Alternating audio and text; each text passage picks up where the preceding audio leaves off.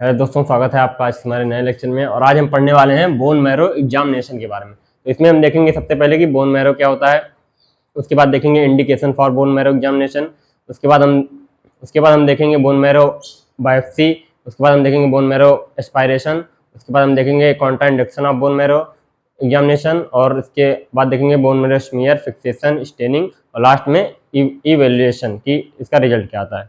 तो सबसे पहले हम देखते हैं कि बोन मैरो क्या होती है। बोन मैरो, तो बोन मैरो क्या है? बोन मैरो एक सॉफ्ट स्पॉन्ज टिश्यू है जो कि बोन के हॉलो स्पेस में पाई जाती है। क्या है? बोन मैरो इज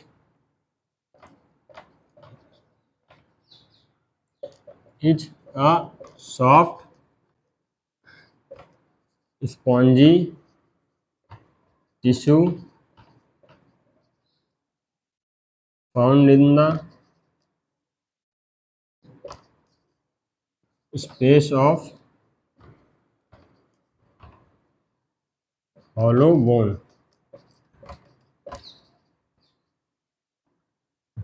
तो बोन मैरो क्या है? बोन मैरो एक सॉफ्ट स्पॉन्जी टिश्यू है जो कि इसके जो हॉलो बोन होती है उनके बीच में जो स्पेस होता है उसमें ये पाई जाती है। तो ये क्या कहलाती है? Bone marrow.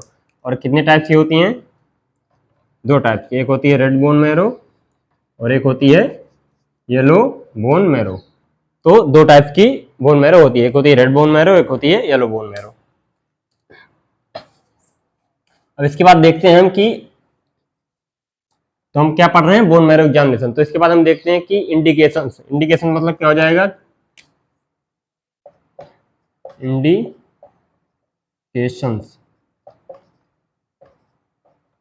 इंडिकेशन में क्या देखेंगे हम? किस कंडीशन में या फिर क्या क्या इसके किस कंडीशन में हम बोन मैरो एग्जामिनेशन को परफॉर्म करते हैं, क्या क्या इसके इंडिकेशंस।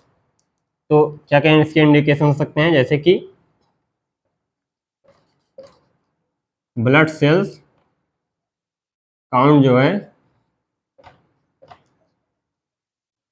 अगर डिक्रीज हो जाए या फिर इंक्रीज हो जाए, डिक्रीज या इंक्रीज। तो ब्लड सेल काउंट डिक्रीज हो जाए या फिर इंक्रीज हो जाए तो उस कंडीशन में हम से परफॉर्म करते हैं, जैसे कि एनीमिया, एनीमिया, या फिर हम यहाँ लिख सकते हैं एरिथ्रोपेनिया। इसके अलावा leucopenia, anaemia, leucopenia, thrombocytopenia.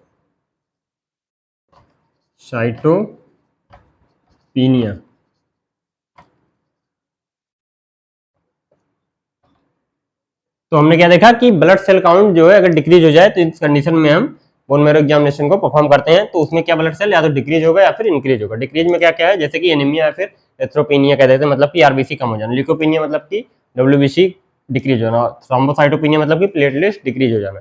Increase में क्या होगा? फिर इंक्रीज में हो जाएगा पॉलीसाइथीमिया,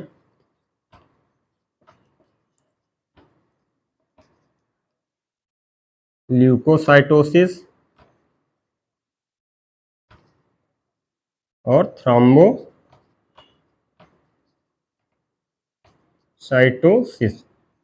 तो इन कंडीशन में ब्लड सेल काउंट क्या हमने बताया कि ब्लड सेल काउंट डिक्रीज हो जाए या फिर इंक्रीज हो जाए, इन कंडीशन में हम बोन मैरो एग्जामिनेशन परफॉर्म करेंगे। तो क्या क्या है? डिक्रीज हो जाए तो कौन कौन सी कंडीशन है? जैसे कि एनीमिया, आरबीसी कम हो गई, ल्यूकोपिनिया, डब्ल्यूबीसी कम हो गई, थ्रोम्बोसाइटोपिनिया, प्लेटलेट्स कम हो गई, पॉलीसाइथेमिया मतलब कि आरबीसी इंक्रीज हो गई, ल्यूकोसाइटोसिस मतलब कि डब्ल्यूबीसी इंक्रीज हो गई, और थ्रोम्बोसाइटोसिस मतलब कि प्लेटलेट्स इंक्रीज हो गई। ये हो गया कि ब्लड सेल काउंट जो है अगर डिक्रीज हो जाए या फिर इंक्रीज हो जाए तो उस कंडीशन में हम परफॉर्म करते हैं। इसके अलावा कौन कौन सी कंडीशन है? कैंसर हो जाए, कैंसर हो जाए तो उस भी कंडीशन में भी हम बोन मैरो एग्जामिनेशन परफॉर्म करते हैं, जैसे कि ल्यूकीमिया। ल्यूकीमिया क्या है? डब्ल्यूबीसी व्हाइट ब्लड सेल का कैंसर है, तो इस कंडीशन में हम बोन मैरो एग्जामिनेशन परफॉर्म करते हैं। इसके अलावा क्या है? इन्फेक्शन हो जाए, इन्फेक्शन इन्फेक्शन हो जाए, जैसे कि बैक्टीरिया से हो गया या फिर वायरस से हो गया। बैक्टीरिया से जैसे कि टीबी, वायरस, फंजाई। तो इन्फेक्शन अगर हो जाए किसी भी माइक्रो ऑर्गेनिज्म से, इन्फेक्टेड ऑर्गेनिज्म से, जैसे कि बैक्टीरिया से, वायरस से, फंजाई से, बैक्टीरिया से जैसे टीबी, इन केसों में जो है हम बोन मैरो एग्जामिनेशन परफॉर्म करते हैं। इसके अलावा क्या है? Response of treatment, response of treatment. तो रिस्पॉन्स ऑफ ट्रीटमेंट मतलब क्या हो गया कि अगर किसी का बोन मैरो एग्जामिनेशन पहले हुआ है और उसका ट्रीटमेंट चल रहा है, तो उसको ट्रीटमेंट को देखने के लिए उस ट्रीटमेंट का क्या रिस्पॉन्स है बॉडी में, वो काम कर रहा है ट्रीटमेंट या नहीं कर रहा है, उस केस में भी हम बोन मैरो एग्जामिनेशन परफॉर्म करते हैं। तो ये हो गए indications of bone marrow examination, कि कौन कौन सी कंडीशन है जिन जिन केस में हम बोन मैरो एग्जामिनेशन परफॉर्म करेंगे। इसके बाद देखेंगे हम site site for bone marrow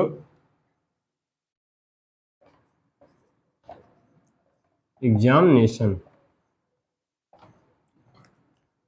site for bone marrow examination, तो site for bone marrow examination क्या देखेंगे, तो कौन कौन सी साइट है, कौन कौन सी जगह है जहां से हम बोन मैरो एग्जामिनेशन को परफॉर्म करने के लिए सैंपल ले सकते हैं। तो कौन कौन सी साइट है वो, back of hip bone, back of hip bone मतलब कि पेल्विक गार्डल या फिर पेल्विक बोन भी हम लिख सकते हैं। बैक ऑफ हिप बोन मतलब कि पेल्विक गर्डल में जो बोन होती है, पेल्विक बोन जिसे हम कहते हैं, उसके बैक साइड से जो है इसका site of bone marrow examination, वहां से इसका सैंपल लिया जा सकता है। इसके अलावा क्या है,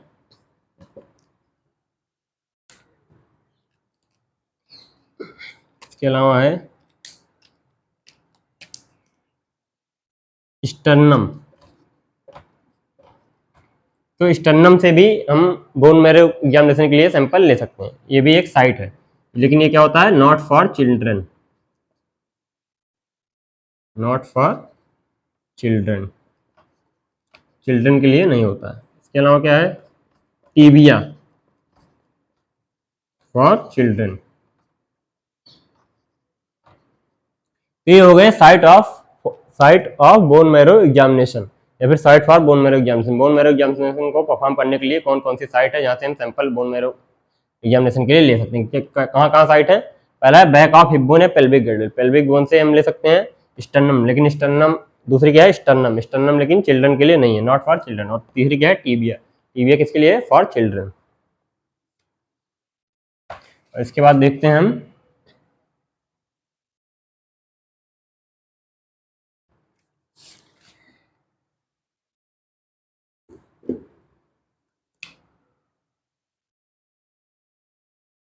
बोन मैरो एस्पायरेशन, और इसी के साथ हम समझते हैं बोन मैरो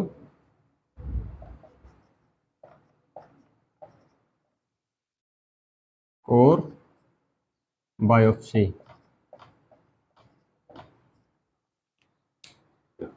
तो ये क्या है, बोन मैरो एस्पायरेशन और बोन मैरो कोर बायोप्सी, तो ये दो टर्म हमने लिखे हैं। तो ये क्या है, सैंपल लेने का बोन मैरो का एक दो टाइप या तरीका हम कह लें, टाइप्स हैं, दो टाइप तरीके से बोन मैरो एग्जामिनेशन के लिए सैंपल लिया जा सकता है। पहला क्या है, बोन मैरो एस्पायरेशन है, दूसरा क्या है, बोन मैरो कोर बायोप्सी है। तो हम दोनों को समझते हैं कि क्या है। तो इसमें क्या है, पहले में इसमें बोन मैरो फ्लूइड लिया जाता है, बोन मैरो फ्लूइड लिया जाता है।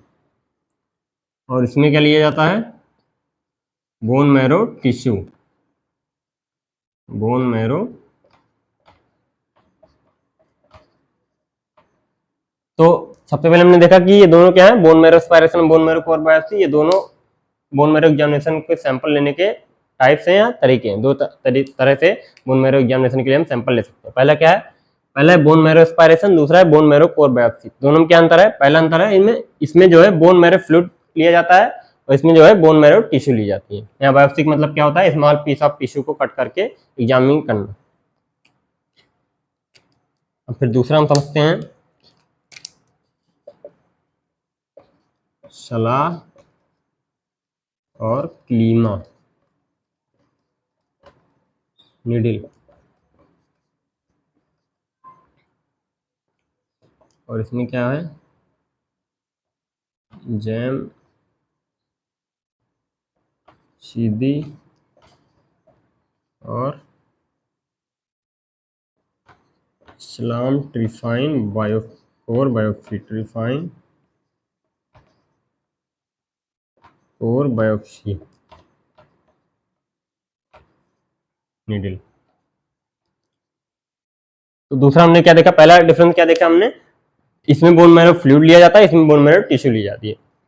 दूसरा क्या है, तो इन इन दोनों सैंपल को लेने के लिए हमें नीडल की आवश्यकता होगी। तो उसमें तो दूसरे टाइप में हम क्या देख रहे हैं कि इसमें कौन सी नीडल यूज होती है, इसमें कौन सी नीडल होती है। इसमें जो नीडल यूज होती है उसे हम कहते हैं सलाह और क्लीमा। दो टाइप की आप सलाह नीडल यूज कर सकते हैं या फिर हम क्लीमा नीडल का यूज कर सकते हैं बोन मैरो एस्पायरेशन सैंपल को लेने के लिए। और इसमें क्या है, इसमें है कि इसमें कौन कौन सी नीडल ले सकते हैं। इसमें जो नीडल लेते हैं उसका क्या नाम है, इसका नाम है जेम्स सीडी और इस्लाम ट्रिफाइन कोर बायोप्सी नीडल। तो दो टाइप की दोनों में नीडल है जिससे हम इन दोनों का सैंपल ले सकते हैं। इसमें है सलाह और क्लीमा नीडल, इसमें है जेम्स सीडी और इस्लाम ट्रिफाइन कोर बायोप्सी नीडल।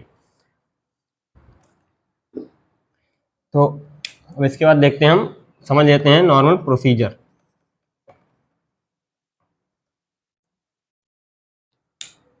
कि इनका सैंपल कैसे लिया जाता है। तो सबसे पहले समझते हैं बोन मैरो एस्पायरेशन का सैंपल कैसे लिया जाता है।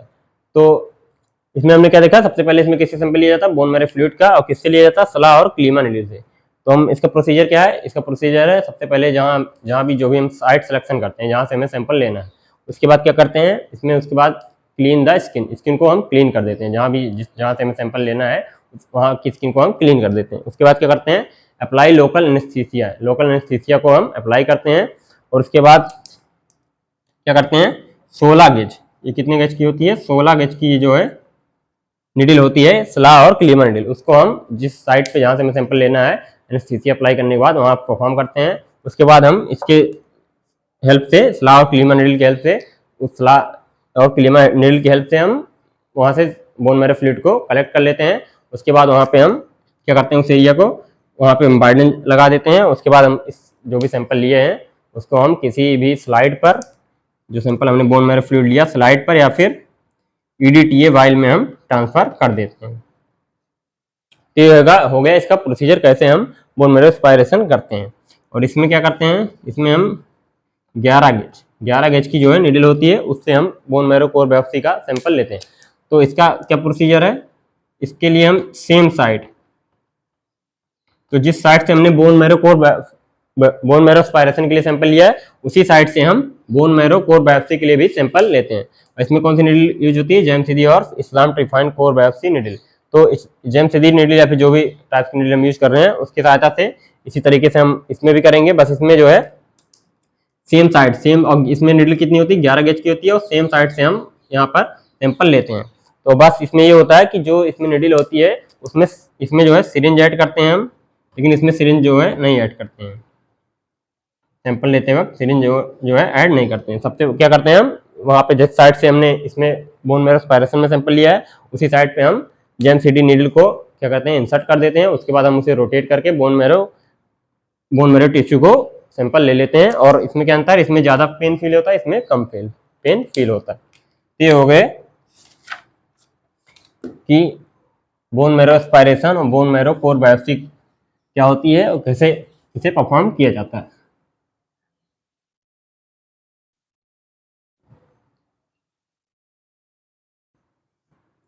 तो इसके बाद देखते हैं हम कॉन्ट्रा इंडिकेशंस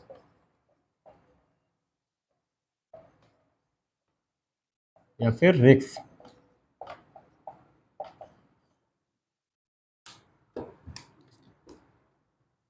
तो ये क्या है, कॉन्ट्रा इंडिकेशंस और रिक्स फॉर बोन मैरो एग्जामिनेशन। तो ये क्या है कि अगर बोन मैरो को सैंपल ले रहे हैं, बोन मैरो एग्जामिनेशन परफॉर्म कर रहे हैं, तो कौन कौन से रिक्स या फिर हम कह सकते हैं खतरा हो सकता है।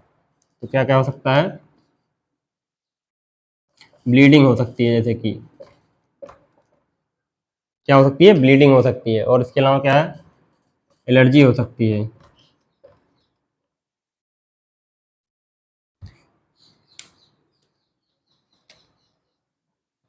पेन हो सकता है।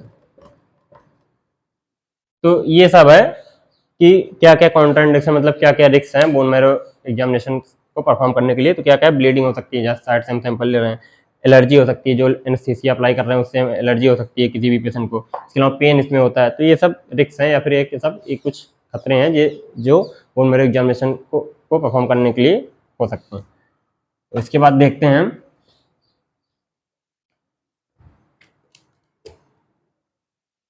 तो इसके बाद हमने देखा था कि सबसे पहले कि बोन मैरो एस्पायरेशन और बोन मैरो कोर बायोप्सी। तो जब हम सैंपल ले लेते हैं उसको क्या हमने बताया था एस्पायरेशन में कि उसको डायरेक्टली स्लाइड पर हम क्या करते हैं ट्रांसफर कर देते हैं या फिर ईडीटीए वाइल में हम रख ट्रांसफर कर देते हैं। तो इसके बाद समझते हैं हम स्क्वाश स्मीयर, दूसरा है बेज स्मीयर और तीसरा है स्क्वाश और क्वैश भी कहते हैं, क्वैश और तीसरा है इम्प्रिंट और टच स्मीयर।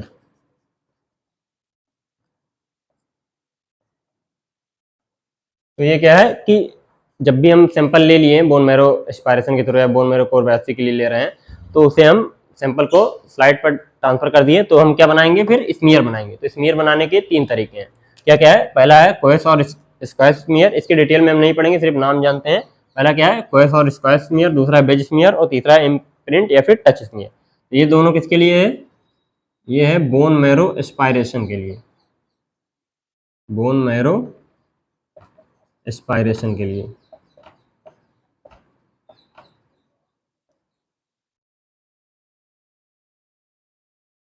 ये दोनों किसके लिए हैं? Bone marrow aspiration. अगर बोन मैरो एस्पायरेशन से हम सैंपल लिए हैं तो उसके लिए हम 2 टाइप से स्मीयर बना सकते हैं, या तो हम कोएस या स्क्वायर स्मीयर बना सकते हैं या फिर हम बेज स्मीयर बना सकते हैं। और तीसरा क्या है? ये इम्प्रिंट या टच स्मीयर। ये किसके लिए है?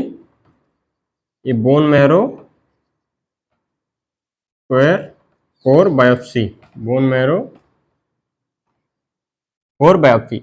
तो ये किसके लिए है? इम्प्रिंट या touch smear bone marrow core biopsy के लिए। तो जैसा हमने देखा था 2 टाइप से हम सैंपल ले रहे हैं, पहला है बोन मैरो एस्पायरेशन, दूसरा है बोन मैरो कोर बायोप्सी। तो इसको फिर उसके बाद हम उसको डायरेक्टली स्लाइड पर क्या करते हैं ट्रांसफर कर देते हैं। तो इसके लिए हम 2 टाइप में 3 तरीके से हम स्मीयर बना सकते हैं। पहला क्या है? क्वेस और स्क्वायर स्मीयर है, ये किसके लिए? बोन मैरो एस्पायरेशन के लिए। दूसरा क्या है? बेज स्मीयर है, ये भी किसके लिए? बोन मैरो एस्पायरेशन के लिए। और तीसरा क्या है? इम्प्रिंट और टच स्मीयर, ये किसके लिए? बोन मैरो कोर बायोप्सी के लिए। तो इसके बाद क्या किया जाता है? हमने क्या बना लिया? स्मीयर, बोन मैरो स्मीयर बना लिया। इसके बाद क्या करते हैं हम? फिक्सेशन, फिर क्या करते हैं? स्टेनिंग। फिक्सेशन और स्टेनिंग। तो स्लाइड जो भी हम बोन मैरो स्मीयर की स्लाइड बनाए हैं उसको क्या कर देंगे, उसके बाद थोड़ी ड्राई होने देंगे। ड्राई होने के बाद क्या करेंगे? हम फिक्सेशन करेंगे। फिक्सेशन किसमें करते हैं हम? Methanol, methanol for 20 minute. तो 20 मिनट के लिए मेथेनॉल में हम इसे जो भी हम स्मीयर बनाए हैं स्लाइड बनाए हैं उसको मेथेनॉल में फिक्स कर देंगे। उसके बाद क्या करेंगे हम? स्टेनिंग। स्टेनिंग में कौन सी स्टेनिंग करते हैं हम? रोमानोवस्की, रोमानोवस्की में जैसे कि लीशमान। तो सबसे पहले हमने क्या किया? स्मीयर बनाए, स्लाइड बनाए, उसके बाद हमने क्या किया? फिक्स किया मेथेनॉल में 20 मिनट के लिए। उसके बाद क्या किया हमने? स्टेनिंग की, कोई भी स्टेनिंग रोमानोवस्की में कोई भी टाइप की स्टेनिंग हम कर सकते हैं, जैसे कि लीशमान हो गया, जिम्सा हो गया। और इसके बाद हम क्या करेंगे? इस तरह से हमारा जो है स्मीयर बन के कम्प्लीटली तैयार हो गया। तो इसके बाद क्या करेंगे? इवैल्यूएशन, इवैल्यूएशन, इवैल्यूएशन या फिर हम इसे रिजल्ट भी कह सकते हैं। इवैल्यूएशन या फिर रिजल्ट। तो स्लाइड जब बन के तैयार हो गई तो हम इवैल्यूएशन करेंगे, फिर रिजल्ट देखेंगे क्या रिजल्ट आया। तो रिजल्ट में हम क्या क्या देखते हैं? सेलुलरिटी, दूसरा है माइलॉइड वर्सेस एर्थ्रॉइड रेशियो,